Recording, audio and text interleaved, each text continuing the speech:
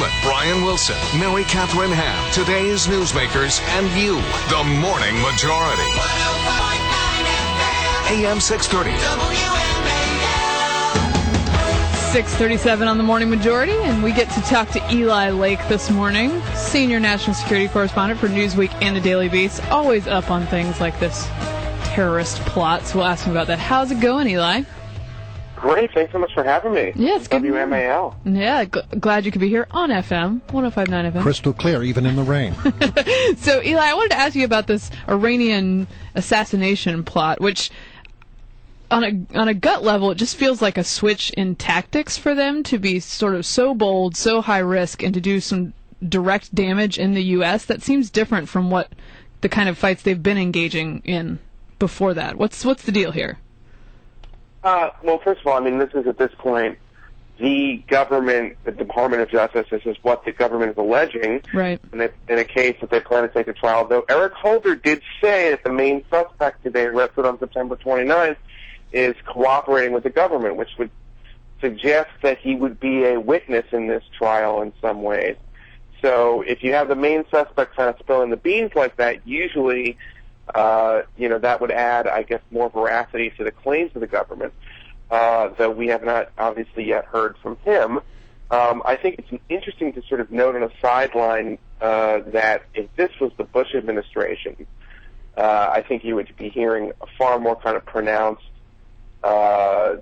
concerns and protestations about this, and all the kind of theories about when terror alerts would come out if they were linked to bad domestic news and things like that. I don't think that that's what's going on. I think this was it seems based on the criminal complaint, based on the press conference, these are very detailed charges. And I think it reflects mainly this.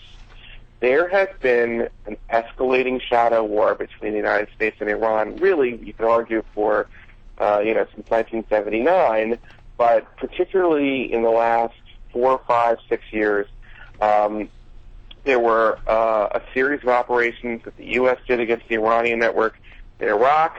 The Quds Force, which is the organization who is pinned with this particular plot, is responsible for killing Marines and soldiers in Iraq, providing the IEDs there, supplying the Taliban in Afghanistan.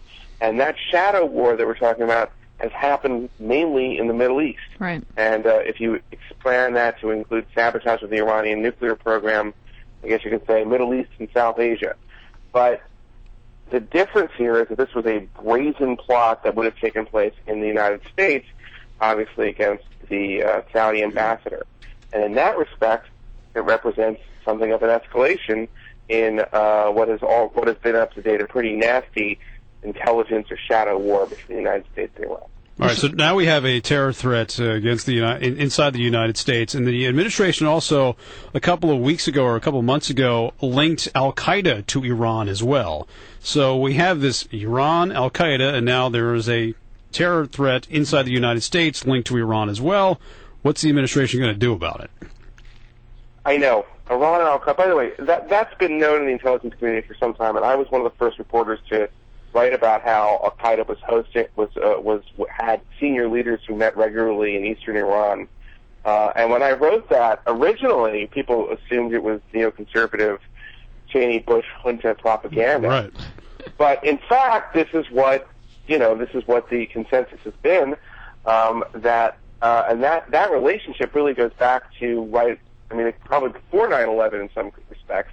But the one thing that people seem to know is that Ayman Zawahiri and, of course, Osama bin Laden, who's now dead, made arrangements with this Quds Force to have their immediate families and extended families have some sort of safe haven in Iran, as the Americans, of course, were planning to invade Afghanistan, and Al-Qaeda scattered its main operations largely to Pakistan, though a lot of leaders went to Iran, including Saif al-Adil and Saad bin Laden, Osama bin Laden's son.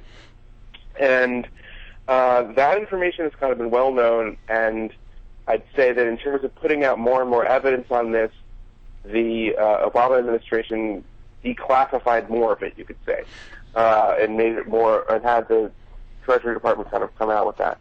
But, keep in mind, all this is happening, and add to this the success of Stuxnet As is my story how Obama sold bunker busters to Israel in 2009 or approved the transfer in 2009.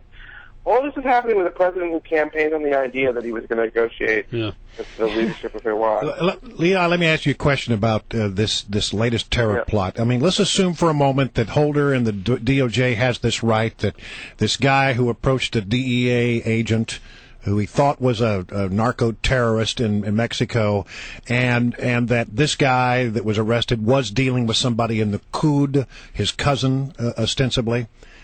Could a plot like that be underway without higher levels of the Iranian government being aware of it? That's a hard question for me to answer at this point. What I would say is only what the government's saying, which is that the leadership of Al-Quds Force, the Quds Force knew about it, which is their elite unit of the Revolutionary Guard Corps. And the Revolutionary Guard is the institution that's very much in charge of Iran right now. But Holder and I think the administration and others in the administration have not gone so far as to say they believe that President Ahmadinejad, the supreme leader, Ayatollah Khamenei, knew of this particular threat and or knew of this particular plot or had direct knowledge of it. I mean, you could stand to reason, but I just feel that as a reporter, I can only go so far on that. I understand it, but it would also sort of the other side of that argument is if they didn't know, then who's really in charge in Iran?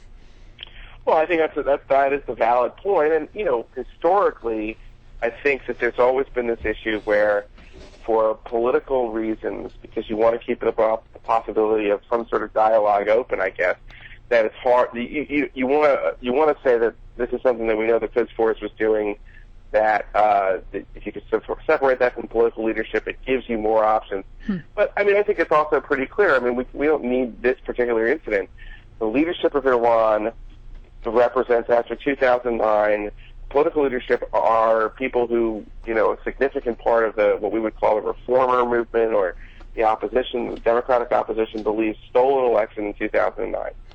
The people who benefited from those contemps are more radical, less accommodationist than the other side. And you look at their backgrounds. President Ahmadinejad was a senior official in the Revolutionary Guard Corps. Right. There was an Austrian parliament investigation way back in 2005 as to whether or not Ahmadinejad played a role in a major assassination attempt of a Kurdish leader in Austria there in the early 1990s. Thank you, Eli. It's great to have you on, get your insights. We appreciate it very much.